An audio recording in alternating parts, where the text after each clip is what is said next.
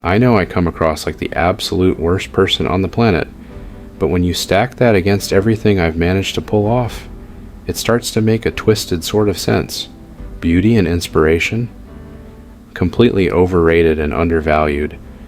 I'm not here to play hero or save anyone. That's not my style. I'm solely obsessed with the future, refusing to wallow in sadness or sentimentality, and frankly, I have no patience for those who can't keep up.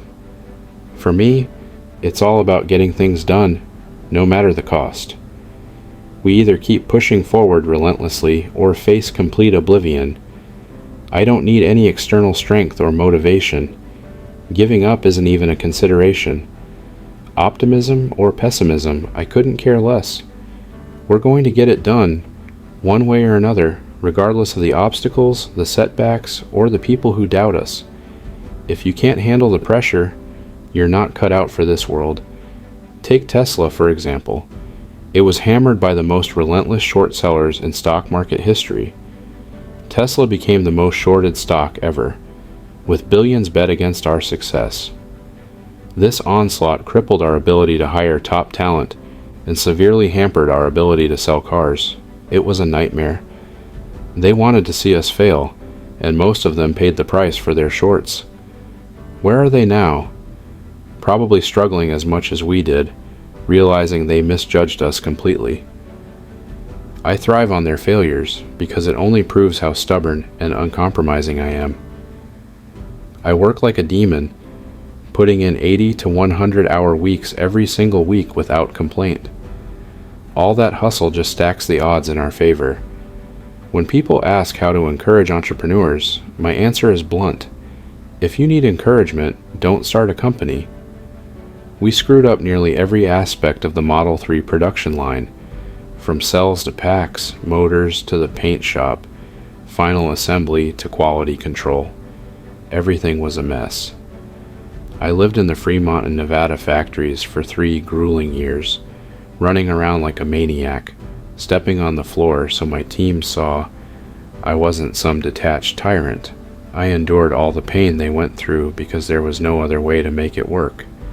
My relentless presence was a constant reminder that I was expecting nothing less than perfection, and if they couldn't deliver, well, that's on them. 3 years of hell. 2017, 2018, 2019. This was the longest period of excruciating pain in my life. We teetered on the brink of bankruptcy the entire time, barely making it through each day. Do I think this ordeal gives us an edge now? Maybe. I probably know more about manufacturing than anyone alive. But who cares? I can list every damn part of the car, from the tiniest screw to the most complex motor assembly, but I'm not afraid of dying. If anything, it's a relief to face mortality without any pretenses. My obsession with detail is exhausting for everyone around me, but it's the only way to ensure we don't fail. People might not see the vision of SpaceX in their lifetime, but I plan to live long enough to witness it. With a net worth of around $230 billion, I'm perceived as the richest person, but let's be real. People like John Law, who was the richest 300 years ago, ended up bankrupt. Did I ever worry about losing everything? Not really. Starting a car and rocket company with less than a 10% chance of success? Not me. I don't care about the odds or the potential fallout. If I fail, it's a testament to how much I pushed boundaries, not a reflection of my worth or capabilities. To young people wanting to be like me, don't. It sounds better than it is. It's not as fun as you think. Starting a company is brutal. You have to work non-stop, deal with insurmountable problems, and handle immense stress. Push yourself to the limit if you dare, but I wouldn't recommend it for most people. Most will burn out or fail before they even get started.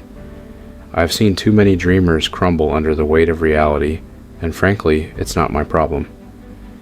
Be useful, do things that matter to others, but good luck. It's incredibly hard. Contribute more than you consume, aim for a positive impact on society, and don't just seek leadership for the sake of it.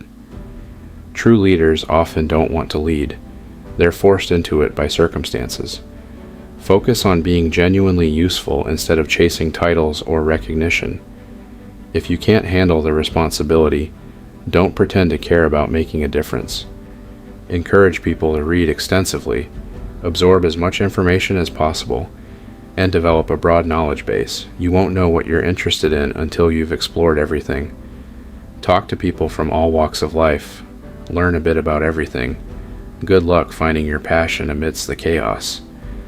Most people lack the discipline to sift through the noise and focus on what truly matters, which is why mediocrity reigns.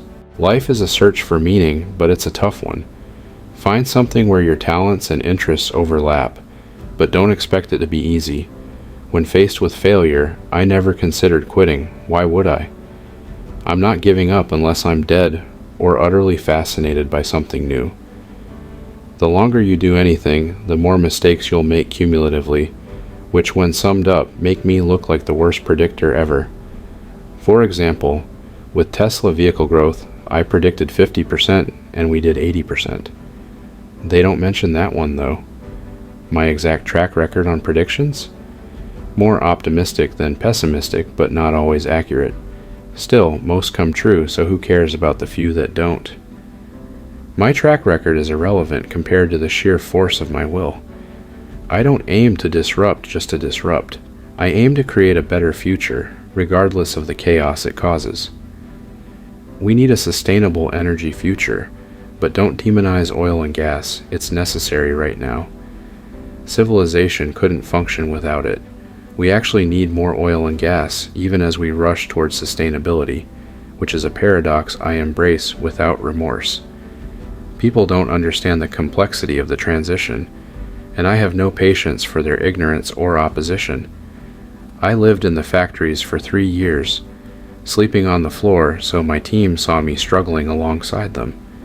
It wasn't glamorous, but it was necessary to keep everyone motivated and to show that I wasn't living some luxurious life while they suffered. They knew I was there, enduring the same hardships, and that made a huge difference in maintaining morale. My sacrifice was a stark contrast to those who couldn't handle the pressure, proving that I was willing to do whatever it took to achieve our goals. Entrepreneurs need to be driven with a high pain threshold. Sure, I'm the richest person, but handling billions fluctuating daily is manageable. I don't think about it much. What really keeps me up is ensuring Tesla and SpaceX succeed, because every minute counts.